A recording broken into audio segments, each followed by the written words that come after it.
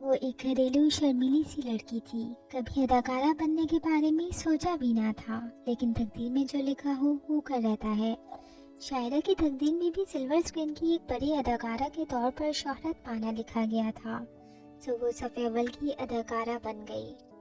شاعرہ اس کا اصل نام نہیں تھا، وہ فرضی نام سے اپنی کہانی شائع کرانا چاہتی تھی، نام ظاہر نہ کرنا چاہتی تھی۔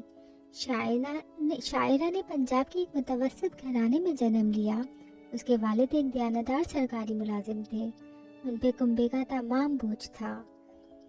یہ 9 افراد پر مشتمل تھا۔ شاعرہ اپنے بہن بھائیوں میں سب سے بڑی تھی، اسی شرف نے اس کو ذمہ داری کا احساس بھی دلا دیا۔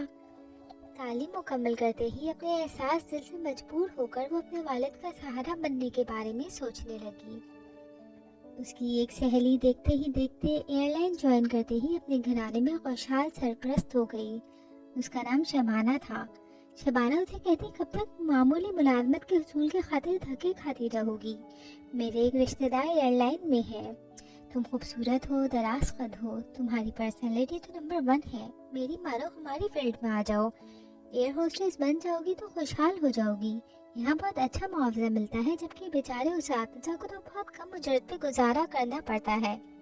وہ تو ٹھیک ہے شبانہ، مگر میرے گھر والے مجھ کو ایئر ہوسٹس جوائن کرنے نہیں دیں گے، کیونکہ اس ملازمت میں رات کی ڈیوٹی بھی کرنا پڑتی ہے۔ تم کوشش تو کرو انہیں سمجھانے کی، شروع میں ملکی پروازیں جانا ہوتا ہے، زیادہ تر دن کی ڈیوٹی ہوتی ہے، ایک بار فیلڈ میں آ جاؤ گی تو والدین سمجھوتا کر لیں گے۔ شاعرہ نے کسی نہ کسی طرح والدین کو منا لیا اور شبانہ کے توسط سے ایئر لائن ہوسٹس بن گئی۔ اچھا معاوضہ ملتا تھا، گھر کے حالات سنبھل گئے، والد ریٹائر ہو گئے تو کنبے کی ساری ذمہ داری شاعرہ نے کندھوں پہ سنبھال لی۔ بے سکون گھر میں مالی سکون آ گیا اور سب اپنے اپنے کاموں میں مشغول ایک بے فکر زندگی گزارنے لگے۔ پھر یہ بھولی بھالی لڑکی نیو یارک سے چین تک پرواز کرتی ہوئی ایک کولیگ سے دل لگا بیٹھی، جس کا علم گھر والوں کو نہ تھا۔ شاعرہ اپنے کولیگ سے ناطہ جوڑ کر دیوانگی کی حدوں تک جا پہنچی۔ یہی اس کی ملاقات فلائٹ کے دوران ایک اسٹیورڈ سے ہوئی۔ یہ دونوں پسندیدگی کے رشتے میں بن گئے، لیکن یہ رشتہ دونوں کی جانب سے شفاف نہ تھا۔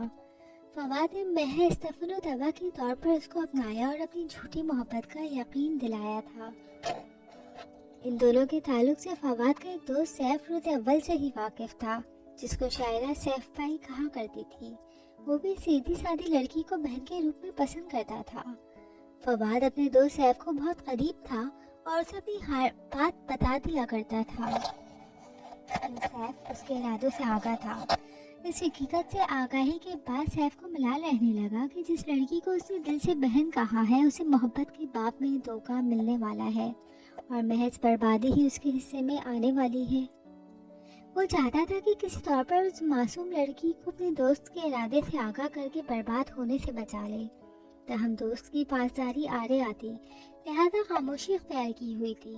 یوں بھی جب تک ٹھوکر نہ لگ جائے، لڑکی ایسے جذباتی معاملات میں کب کسی کی سنتی ہے، الٹا سمجھانے والے کو اپنا دشمن سمجھ لیتی ہے۔ شاعرہ میں بھی اور کوئی برائی نہ تھی سوائے اس کی کہ وہ فواد پہ بھروسہ کر کے اس کو اپنا سب کچھ سمجھ بیٹھی۔ سیف نے نہ تو فواد کو سرزنش کی اور نہ شاعرہ کو کبھی یہ جتلایا۔ وہ مناسب وقت کے انتظار میں رہنے لگا۔ بالآخر وہ وقت آ گیا جب وہ ان کے معاملات میں مداخلت کر سکتا تھا۔ جب فواد نے شاعرہ کے ساتھ بے رخی برتنا شروع کی اور لڑکی ملوث اور شدید احساس اہانت کا شکار رہنے لگی، تو ایک روز سیف کے سامنے اس نے اپنا دل کھول کے رکھ دیا۔ خوب روئی اور فواد کی بے رخی کا شکوہ کر بیٹھی۔ سیف اس لمحے کا منتظر تھا۔ اس نے شاعرہ کو تسلی دی اور وعدہ کیا کہ وہ فواد کو راہ راست پر لے آئے گا۔ اس نے دوست سے بات کی اور اس کو شاعرہ کے ساتھ شادی کرنے کو کہا۔ اس بات سے تو فواد بدک گیا تھا۔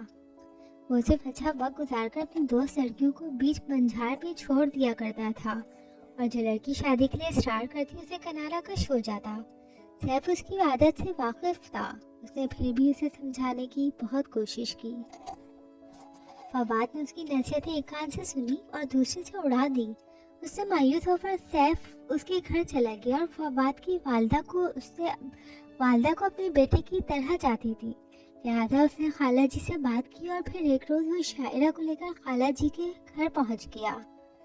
फवाद का कजा छटा सुनाने के बाद उसने बताया कि शायरा उसकी बहन है और फवाद ने उसको धोखा दिया जब अब वो रसवाई के दहाने पर खड़ी है। फवाद की माँ गौर से शायरा को देखते और परख रही थी। समझ गई लड़की बहुत अच्छी फितरत की है। नादानी के बाइस उसके बेटे मुकरो फ्रेब में फंसकर अब जिंदगी की दौलत लौटा बैठी है और मौत के दौराहे पे खड़ी है। वो सराबा ममता थी। उसने रोती हुई शायरा को गले से लगा लिया और उसके सर पे प्यार से हाथ रखते हुए बोली, फिक्र ना करो, तुम्हारे सिवा किसी दूसरी लड़की को घर की बहू बनने ना दूंगी।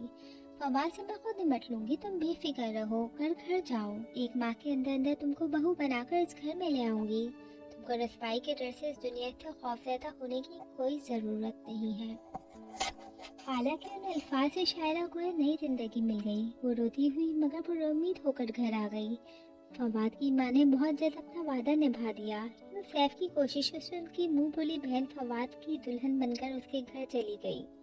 अब सैफ को सुकून की नींद आई कि जिस लड़की को दिल से बहन बनाया था उसका अंजाम बखैर हो गया। अब वो खुद को ऐसा महसूस कर रहा था जैसे अपनी सगी बहन की डोली को रुखसत किया हो। फवाद से शादी पर शायरा की माँ बाप राजी ना थे। उन्होंने बादल औखास्ता अपने दफ्तर को रुखसत किया था। उसके बाद उसे नाता ना रखा। ताहम शायरा अपनी बहन को एयरलाइन में ऑफिस जॉब करवा दी थी। तभी उसको अपने वालिदैन और बहन भाइयों की माली वसाइल के बारे में फिक्र ना थी। उन दोनों मशरिकी पाकिस्तानी बांग्लादेश ना बना था, लिहाजा फवाद का तबादला लाहौर हो गया। उसके कहने पे शायरा ने मुलाजमत छोड़ दी और अब माली तौर पर शौहर के रहम करम पर थी। ढाका में फवाद का रवैया शायरा से तब्दील होने लगा। उसने बीवी से दोबारा बेरुखी इख्तियार की और अपना एक ऐसा हल्का बाप बना लिया जो औबाश किस्म के दोस्तों पर मुश्तमिल था। शायरा रात दिन घर में पड़ी रहती, उसका इंतजार करती और वो ड्यूटी का बहाना बनाकर हफ्तों उसकी शक्ल न देखता। जब घर आता शराब के नशे में होता तब वो शायरा को ज़ोदो कर्ब करने लगता। इस माहौल से उनका छोटा सा मासूम बेटा भी मुतासिर होने लगा। इन हालात से घबराकर शायरा ने सैफ को खत लिखा और तमाम हालात दर्ज कर दिए। सैफ ने आला अफसान से मिलकर फवाद का तबादला लाहौर करवा दिया। यहाँ आकर अपनी माँ के लिहाज से फवाद चंद दिनों तक तो ठीक रहा, लेकिन जिस मर्द को बाहर की रंगीनियों का चस्का पड़ चुका हो उसका दिल घर में अपनी शरीफ बीवियों से नहीं लगता, ख्वाह वो कितनी ही खूबसूरत वफादार क्यों न हो। शायरा उसके लिए राह के कांटे के सिवा कुछ ना थी, फिर जबरदस्ती उसकी बीवी बनी थी। उसके दिमाग में ये बात फांस की तरह चुभती थी कि माँ की मुदाखलत की वजह से वो स्टॉक को गले में डालने पर मजबूर हुआ था, वरना आज वो आज़ाद होता। लाहौर शहर जो खूबसूरती का मरकज था या फिल्म इंडस्ट्री की रंगीन दुनिया शबाब पर थी। फवाद के कुछ दोस्त फिल्म इंडस्ट्री से वाबस्ता थे। उनके तफसील वो अक्सर वहाँ मुख्तलिफ फिल्मों की शूटिंग देखने जाया करता। इसी दौरान कुछ ऐसी लड़कियों के चक्कर में पड़कर अपनी बीवी को बिल्कुल ही भूल बैठा। तंग आकर एक रोज शायरा ने एहतजाज किया और उस एहतजाज का नतीजा ये निकला कि उसने बीवी को मार पीट कर बेटे समेत घर से निकाल दिया। दिल शिकस्ता शायरा अपनी एक सहेली के घर गई और फिर फवाद के मामू के घर चली गई ताकि उनको अपनी अबीता सुनाकर फवाद को राह रास्त पर लाने का कहे। मामू ने फवाद को लाहौर से बुला भेजा। वो आया, मामू की मौजूदगी में बीवी को तलाक देकर चला गया। शायरा ने सैफ को खत लिखकर आगाह किया। अब शायरा के दिल में इंतकाम की आग भड़क उठी। वो फवाद को किसी तौर सबक देना चाहती थी। सैफ ने समझाया कि तुम्हारे बस की बात नहीं, कोर्ट जाकर भी क्या करोगी, तुमको इंसाफ नहीं मिलेगा, फिर उसे तुमको तलाक भी दे दी है, उल्टा वो बेटे का हसूल का केस डाल देगा। फैसला तुम्हारे हक में हो भी गया तो केस के ख्वारी और अखराजात कहाँ तक भुगतोगी। वो ना मानी, धमकी दी कि अगर तुमने मेरी मदद ना की तो मैं खुद जाकर वकील कर लूँगी या फिर उसके घर में घुसकर फवाद की जान ले लूँगी। तब सैफ ने उसको बच्चे समेत लाहौर ले आया और शायरा को होटल के कमरे में बिठाकर फवाद की तरफ चला गया। हालांकि अब फवाद से रब्ता करना भी ला हासिल था। जब वो फवाद से मिला तो उसने साफ कह दिया कि वो तलाक दे चुका है, अब उसका शायरा का कोई ताल्लुक नहीं। सैफ ने देखा कि वो घर में तन्हा नहीं है, एक एक्स्ट्रा को अपने साथ घर में रखा हुआ है। उसने वापस होटल आकर शायरा को तमाम माजरा सुनाया और कहा, बहैसियत भाई तुमसे गुजारिश करता हूँ, इधर उधर भटकने के बजाय या तो अपने वालिदैन को मनाकर उनके पास चली जाओ या फिर मेरे घर चलो।